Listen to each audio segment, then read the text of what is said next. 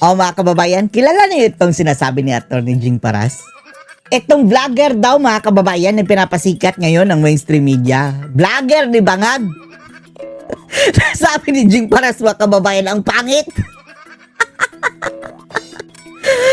Ang kapal daw ng pagmumukha mga kababayan na ginagawa ngayong frontline ng mga ng mga bangag.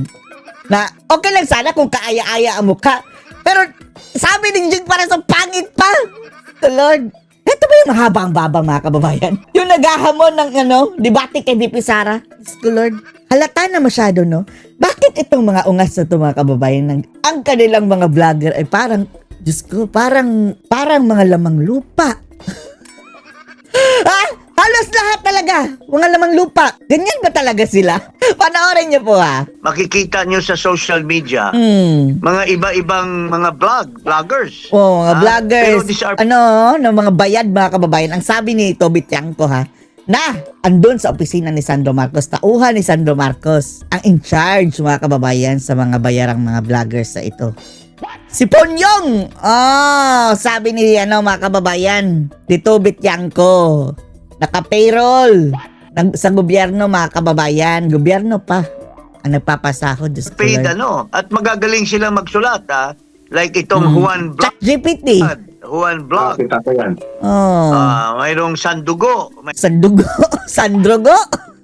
Mayroong ito lahat. Tapos pinasok na nila itong napakapangit na babae. Napakapangit. Hindi lang pala pangit mga kababayan, kundi napakapangit.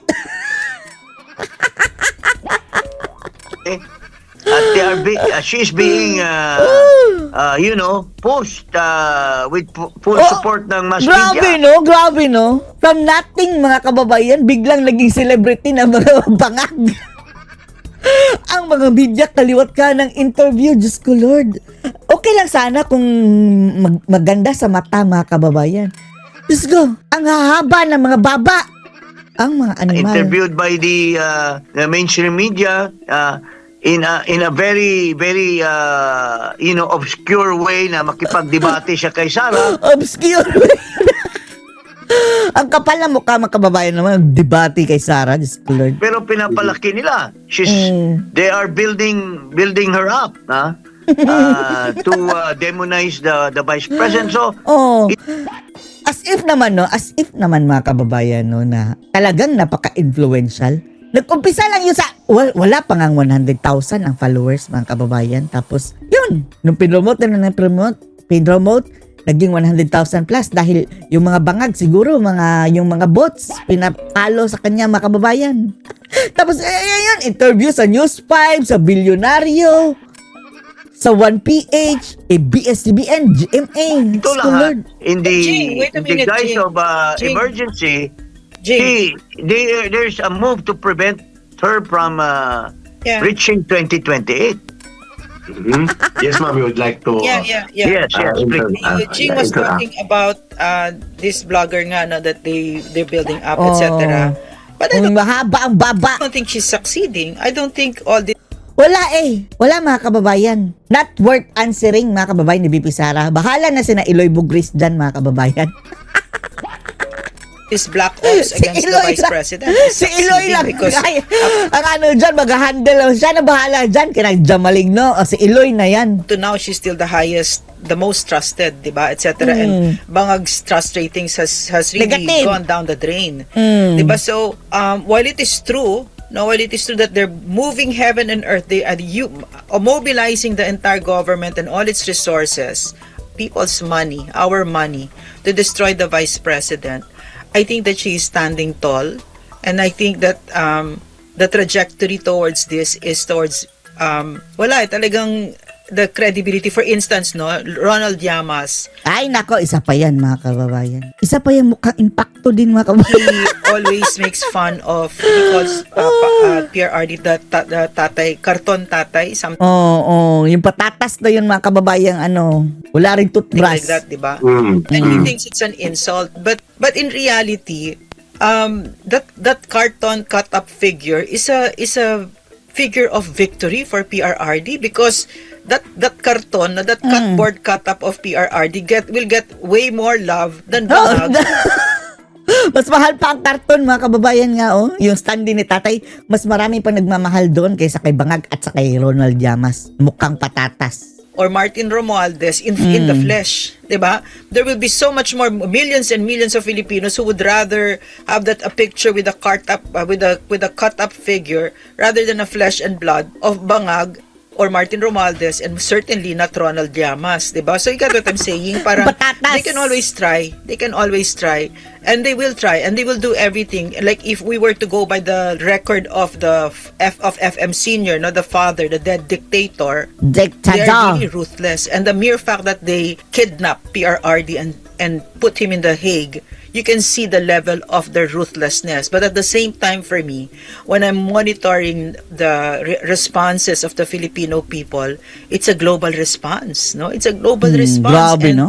It is Buong mundo nag-celebrate, mga kababayan, ng birthday ni Tatay Digong. Kahit sabi nga nung pari, mga kababayan, no, na taga Cebu, na kahit Santo Papa, mga kababayan, hindi pa nangyari yan na sinelebrate ang milyon-milyon mga kababayan ang birthday simultaneously. a very strong counterpoint towards what they're doing, kasi you can see that that even though PRRD is alone in a cell and he's aging and wala siyang title, he has emerged as a living legend, no, the strongest moral and political figure in our country right now, no? Pero mayroon akong idadagdag dyan, Ma'am Lorraine, Congressman Jing. Yeah. Marcos is still the president. He holds Bangag. power. He has the resources of the government. Bangag na yan. That's exactly what I was driving at. Yeah? And patindi ng patindi at pinalabas itong resources nila. Billions. And ang point ko lang naman yan, Ma'am And yet, Jing, so many of our people are still parang lasing pa rin. Hindi pa rin nagiging sober, hindi pa rin nagigising hanggang ngayon. And syempre, what can we do if he's still the president? And patuloy yung May chance sana ma-impeach, mga kababayan, no? Kaso hawak ni Bangag lahat ang mga buaya. kanyang panghahasi ng lagim sa ating bansa. Ngasik ng lagim. Yan ang point. Yeah, continue with that idea, Eric, and I think you're leading to a sensible statement there. Yeah, thank you, Kong Jing. Thank you din, Ma'am Lorraine. While people are angered, galit sila kay Marcos, pero yung majority of the people are not yet into the street actions to actually Fence-sitters pa rin hanggang ngayon. May sizable number na nag-fence-sitter at may malaking bahagi ng population, Ma'am Lorraine, ng taong bayan na nag-aalangan to go out on the street and yung tinatawag natin, Kong Jing, sa ating prinsipyo sa political science, yung direct action of the sovereign people, similar to people power. Medyo siya, Ma'am Lorraine, tinitimpla ng maraming sektor, bagamat may mga kumikilos, may mga umiingay, may nag-iingay worldwide. Marami sa kanila. Like kahapon. There's a expression of hatred, and loyalty. But hanggang sa puso lang at diwa lang. Walang magagawa, mga kababayan At too late na rin, mga kababayan, for kudita dahil na yan baka magdeklara pa ng martial law ang Bangag. 2 years na lang. Overt acts. Walang overt acts ang mga karamihan na dinadamdam nila yung nangyayari sa kanila pero hindi nila ma-translate into action. Eric, I have a sabi mo, Eric. Yeah, that's my point. Eric, I have a question. Ayaw magpatalo ni Doc Lorraine, What actions, what's your metric for what it means when the people have moved already? Pero Eric, I caution you, ingat ka muna ingat ka, baka maano na ka na naman. Inciting to sedition. dahil baka mamaya pag nagsalita tayo sobrang suppression sa Pilipinas ka ba kaso na Eric?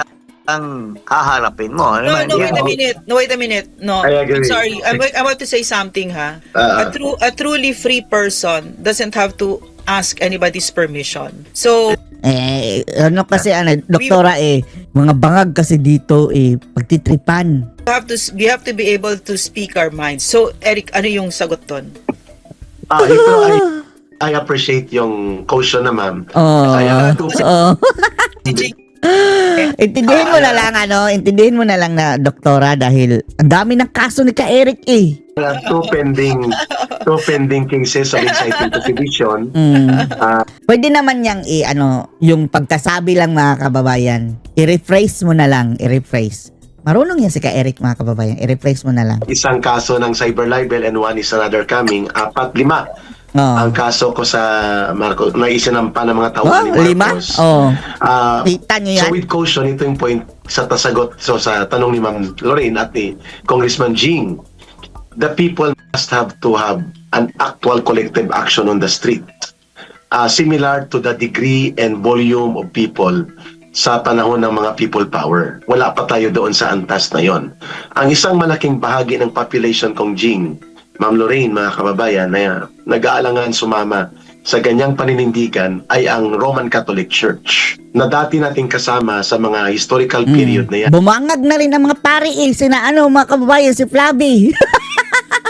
Yung mga usual na mga Antay Duterte na pari, mga kababayan. Yung si Cabaong Reyes. Malaking bahagi po dyan ng mga kabataan, estudyante at mga religious ang naging trigger factor for a broader participation of people power nung People Power 1 and People Power 2. However, mayroon pong isang magandang pagkakataon na na-develop ang pagiging duwag at atrasado ngayon ng pamunuan ng Catholic Bishops Conference of the Philippines. Palibasa. Eto ang naobserbahan natin Ano ba itong ilang mga patrimonyo dyan mga kababayan? Mga operatives ba yan ng mga NFA? Ha? Bakit ganyan na lang kagalit sila mga kababayan? Naaamoy talaga natin, parang amoy NFA rice NFA, hindi natin sinasabi NPA amoy NFA rice mga kababayan. Pinalitan naman ng pagiging matapang ng Iglesia ni Cristo that can deliver also millions. Pero ang pinipili kasi nilang venue, Congressman Jing, Ma'am Lorraine, medyo may restraint, Luneta. Walang masyadong impact sa pag-paralyze dapat EDSA. ng traffic, pag-create ng semblance of civil disobedience and Pinagbabawal sabi ng mga patrimonyo mga kababayan bawal sa EDSA. Bawal sa EDSA ang mag-rally. Sina Ka Eric hindi pinatungtong samantalang yung mga babalo mga kababayan, mga makakaliwa. Grabe, andun sa EDSA talaga. Bidang-bida. urban sa poder. Like, kung EDSA ginakulpahan nila ang EDSA 3 araw, kahit kalahating milyon lang, bagsak na yan si Marcos sa kanyang kapangyarihan. The AFP and the PNP will be forced to recognize the people power. Iyan po ang mga barometer na hindi natin nakikita. And I agree to Congressman Jing sa punto niya na it will take time to develop while people are angry, pero pwede ito mapapadali, Congressman Jing, Ma'am Lorraine, when people are not only angry, when they are already hungry. Ang economic And we are leading towards that with this crisis Eto ngayon mga kababay ko, abot ito ng 6 months. Wala. that's going on. Maski ano pang emergency power yan. But Correct. if gutom ang tao, yung kanilang sasakyan, yung kanilang motorsiklo na paghanap buhay nila, yung kanilang dilapidated na mga sasakyan na nagdadala ng mga gulay from one end to end, pag napigilan yan at wala nang kakainin, then that's the only time these people who are fence-sitter will realize na talagang binabagsak ni Marcos yung bansa natin. Dinadala tayo sa inidoro. Yeah. And I think blessing in disguise tong gera dyan sa Middle East, although it's destructive, but as far as the Philippines is concerned, Para mamulat tayo mga kababayan dahil yung isang abilidad ng isang leader mga kababayan, masusukat mo not in the good times but in the bad times. Paano niya i-handle mga kababayan ang krisis? Eto, wala na, bangag. Nangamote mga kababayan habang sa krisis. Nakita naman natin lahat nangamote. it also opens the doors. It opens the eyes of people in that direction. Tama. Ma'am Lorraine, yun na po sinasabi ko. Ma'am, tapusin ko lang siya, mama. Yun ang sinasabi ko. Yeah, go ahead. Marcos may control the political dynamics, but he can never absolutely control the economic impact.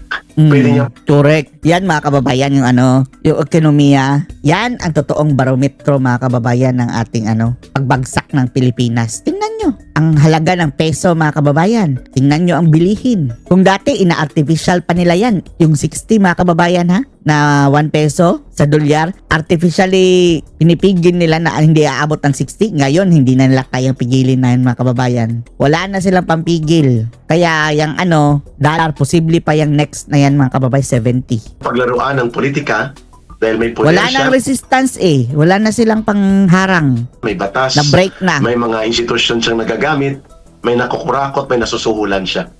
Pero pag taong bayan na ang nagdesisyon dahil sa gutom, kahirapan, kawalan ng trabaho, pagtigil ng mga trabaho, pagkawala ng income, pagsirit ng presyo ng pagkain, at hindi mo na mapaaral mga anak mo, at nagugutom ang taong bayan, yung economic debacle na to, ang magtutulak Debacle. sa taong bayan. Nalalamunin nila ang pag-aalangan ng CBCP, ng mga Katoliko, ng pag-aalangan ng simbahan, at ang pagiging tuwag at pag-aalangan ng AFP and PNP to stand by the people.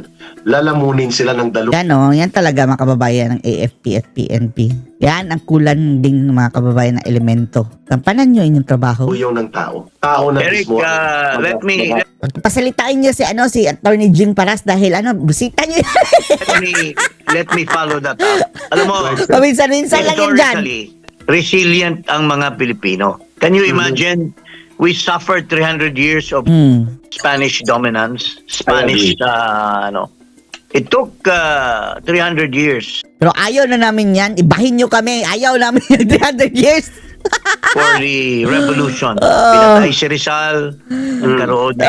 Eto, kaya natin yung tiis hanggang 2 years na lang. Kung ayaw nang bumaba, makikipagpatayan tayo mga kababayan talaga. Dahil hindi na illegal na yan mga kababayan Kung ayaw bumaba ni Bangag sa 2028 after ng kanyang termino, illegal na yan. May karapatan na tayong palayasing Bangag na yan mga kababayan. Debacle kay Mabini, kay La Bonifacio. So, napakatagal ang dominance ng Spain. Okay lang sana nung dati mga kababayan ang nang-aapi sa atin taga-ibang bansa. Pero ngayon ang nang-aapi sa atin mga kababayan kapwa Pilipinong ang mga bangag pa, mga siraulo. During Marcos, in So sad. 1965, he was the president. He got re-elected in 1969, and in 1972 he declared martial law. How long did it take us? Almost 20 years to be resilient. Ha? Pero never again, enough is enough. Di na kami babalik dyan mga Pero panahong iyan. dumating din tayo sa point na nag-alboroto na rin ang taong bayan. Pero with the social media and everything that's going on today, I don't think 20 years is already too long. Ito, tama ang sabi ni Mayor Baste, mga kababayan, na kontra si Mayor Baste sa people power sa mga panahong ito Dahil baka si Bangag mga kababayan magdeklara ng martial law. Anyway, it's just a heartbeat away. Next year mga kababayan, election na. Ay, hindi pa pala. Campaign period na, mag-file na mga kababayan. Baka dyan pa ma-technical ni Bangag ng martial law ang ungas. think 20 years is already too long. Kaya nga sinasabi natin, itong gutom, itong mangyayari na mga pasakit sa taong bayan, mag-aapat na taon na itong Bangag na Pangulo. Bangag. At walang nangyayari sa ating bansa. He became Secretary of Agriculture. Sa kanyang sekretary, sa kanyang sarili ginutom tayo, no? Gusto niya yun, pero puro kabulastugan, smuggling, left Smuggling, and right, and so on and so forth. So he has to give it up. And traveling all over the place, Apulakbay. doing so much things, pasakit sa taong bayan.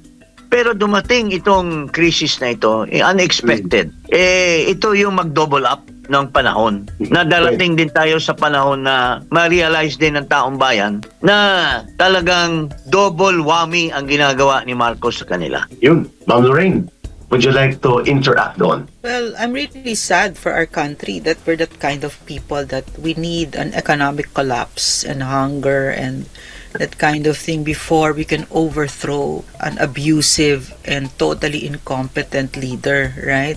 Because in other countries, they don't need to go, they don't need to get that to that point, diba? Like for instance, here in Japan, it's just a whisper of corruption and he's gone. So I really hope that we would, kasi what that means. Kasi people are growing hungry na, 'di ba? So, abot pa tayo doon, 'di ba? Nakakaawa masyado kasi iba yung hunger eh, no? So, but in terms of economic collapse, oh, man. Doon na tayo patungo. I have full faith in Bangag that he's gonna lead us there. Full faith. That's why I want him to resign now because I don't want us to get there. Well, that's the clamor. Everybody's saying that, but marami pa rin tayong hindi nakikisama. Maski hirap na hirap sila, pero tinitiis pa rin ng ating mga kababayan. Yeah, Congressman Jing, Ma'am Lorraine, Ma'am, kung balikan natin ang kasaysayan, yung People Power One of 1986, bagamat yun ay sinimulan ng pag-aalboroto nila Enrile at Ramos, there was really a very undeniable factor na nagkaroon ng crack in the military support to Marcos Sr. And it became faster nang sumama na ang taong bayan at ang simbahan. So, ang nangyari, Marcos was not about to give up power, the senior, but he was forced to give up power dahil wala nang military sa kanya. Hindi na niya makokontrol pa. Ang dati niya nakokontrol ang Philippine Constabulary, ang AFP. In People Power 2. Eric, i-factor in mo please yung US intervention. Ipasok mo. Could you Of course. please? Ang US is not loyal to any politician. Yeah. Ang US is only loyal to its own interest. And they are using puppets in the government. Alam din yan ni Congressman Jing.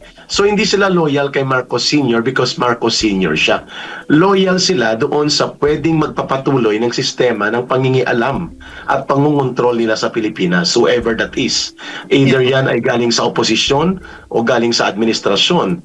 Kapag nagiging mabaho na ang mga administrasyon na kanilang sinusuportahan, kagaya ng nangyari kay Suharto sa Indonesia, ng nangyari kay Fujimori, nangyari sa kay Noriega sa Panama, ang lahat ng ito, mga kababayan, sinuportahan ng Amerika ang mga diktadura.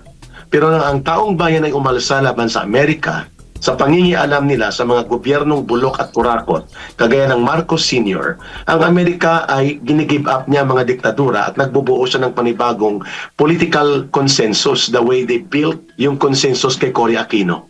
Is that a possibility also kay Erap Estrada? Nangyari din yan? Opo, gusto ng CPP, NPA, NDF na mangialam. Pero si Gloria Macapagal-Arroyo ang constitutional successor, kaya siya ang binuo na consensus ng Amerika with other sectors ng lipunan ng Pilipino para mapaalis ang mabaho na iskandalo ng wetting at mga pangurakot ni Erap Estrada.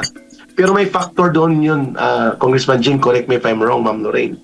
It can only become faster ang paglayas at pag-resign ng isang kurakot at abusadong presidente like Marcos Sr. and Erap Estrada when the support of the military, the AFP, and the police becomes less towards them, meaning humina.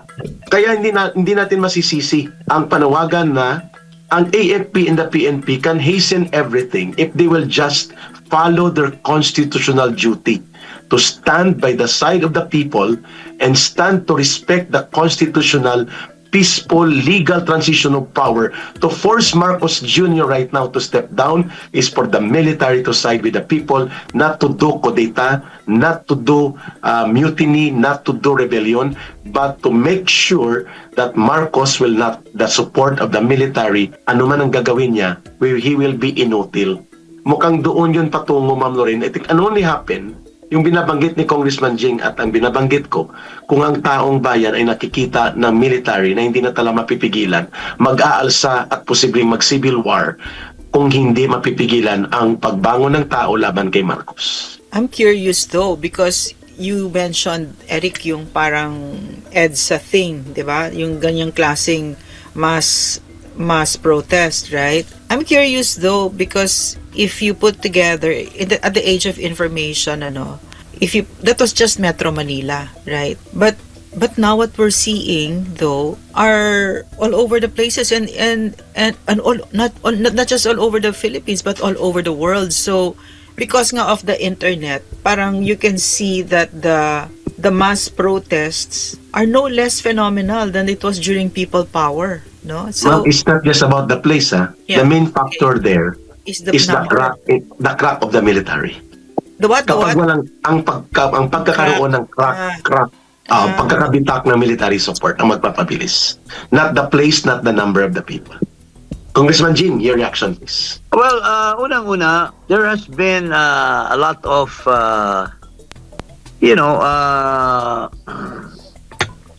mga sinasabi ng ating mga kababayan tungkol sa kabulastugan ni Marcos. In each and every rally, this has been. Pero mukhang hindi pa rin natatablan yung regular members of the armed forces and also of the police. Well, it's different kasi because this time, magaling talaga sila because nagnakaw sila ng so much people, so much money from the government. Pero hindi nila sinolo. Yeah. Ha? Agree. Pati ang armed forces at ang police kasama rin sa kanilang loot. Kasama rin sa kanilang loot. Binundak Although I'm din not saying that the regular officers, the foot soldiers may have been involved in the party-partihan ng maleta, pero tinatakot sila na wag gumalaw. Tinatakot sila na wag gumalaw kasi ganito. Pero yung mga mataas, as can be seen from the video of Saldico and Martin Romualdez, Yeah, si Broner. Grabe. paldo. So, this What is does paldo mean? What does paldo? Hefty. Bundak. Paldo means hefty. malita. Yun ang word ngayon ng Bundak. ng kawalang-hiyan sa karami-raming pera. Paldo. Yes. Paldo. Hefty. Bundak. So Tama. what I'm saying is unlike the ERAP administration and the Marcos administration, hindi kasama ang sa pagbubusog. Only very few, like in the case of General Bel, in the case of ERAP Estrada, sinolo, hindi kasama ang mga military. Pero dito, sama-sama sila lahat. Kaya it takes time to really, pero little by little, ngayon, the retired generals are now forming into Tama. one group, no?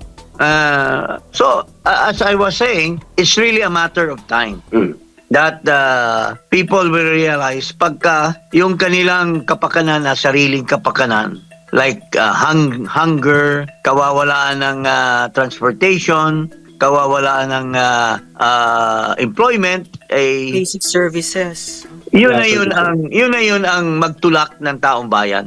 Because hindi lang taong bayan, remember, each soldier, each officer, may pamilya din yan eh. Apektado din lahat yan.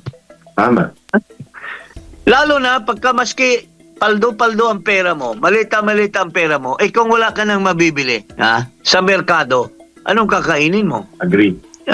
Hindi naman yung those who are able to fly out of the country and go to another country, but ilan lang yan. So matatrap ka rin sa reality. So that's how I look at it. Kasi dahil sa resources ng gobyerno na ninakaw nila, maybe a certain portion of that para ma-maintain yung kanilang stability, they are allocating that for the purpose of paying off everybody who would matter for a destabilization effort whatsoever. I don't know. So I agree to that, Congressman Jing, Ma'am Lorraine. In fact, ikaw na mismo nag-point out nito, Ma'am Lorraine. The media, yung malalaking media, pinapatay ang balita tungkol sa mga pagkilos ng tao, mga initiative to question and call for the resignation of Marcos. Pero yung balita na umatake kay Sara Duterte, kay Rodrigo Duterte, headline, tuloy-tuloy. Bayad yun. May troll army na, may mga keyboard zombies si Marcos at si Lisa at si Romualdez. By the billions, ang estimate nga ni Senator Marcoleta, they're spending 1 billion to 2 billion pesos. Sila Marcos at Romualdez para sa troll armies or more para lamang isuppress ang information. Sa AFP, ang isang binabanggit ni Congressman Jing, Ma'am Lorraine, itong instance na tinatawagan noon ni Romualdez, si Broner, at sinasabi niya na may budget kayo dito, kami na ang bahala, ito na yon. Pero ang tarantadong Broner, mga kababayan, Hindi niya sinabi sa AFP na binawi ang 15 billion pesos na modernization kapalit ng 3 billion na suhol sa kanila, kunwari sa projects at mag-increase ng daily allowance ng mga sundalo. Pero 15 billion ang binawi nila Romualdez. Tinawagan din ni Saldico si General Palafox. Pero I agree to your point, Congressman Jing. They may be able to bribe and corrupt some few generals, but they cannot be able to buy out all soldiers and all police. And that is a reality And also. at the proper time, pag gutom na yung pamilya nila, kasi Yes. magkano lang naman yung kapranggot lang yung binigay, 300 pesos something eh. While their bosses are getting maleta-maleta. I agree. So, mali-realize din yan ng mga sundalo later on na, wow, sila lang ang nakikinabang pero tayo gutom na gutom. Wala tayong mabili sa palengke. Dahil yung binigay na allowance sa kanila will be overtaken by inflation. Correct. Will be Agree. overtaken by non-available things to buy. You may have the money. Tapos yung increase na nilagay mo will be overtaken by the prices. Lalamunin lang. Lalamunin yung in-increase. So, mag-multiplier effect yan. At ma-realize nila na overtaken din pala yung binribe sa atin. Wala rin tayong mabibili. So, it's the economic force that will make people realize at the end of the day. Ma'am Lorraine, Sad dagdagan mo po. But it's sad that we're the kind of country that needs to get Well, because if you talk about the money that they've already accepted no as bribes, yung mga maleta na yan cannot buy certain basic goods, then what does it mean to 99% of the population? yes, Right? yes. So, Correct. right, Kaya so, nga, chain reaction yan. Chain reaction. yeah, so even though for me, no, from my perspective, even though it may seem like it's a crisis in leadership, etc., in governance, it's also a crisis in the character of our nationhood, no, that we're the kind of people I agree to that.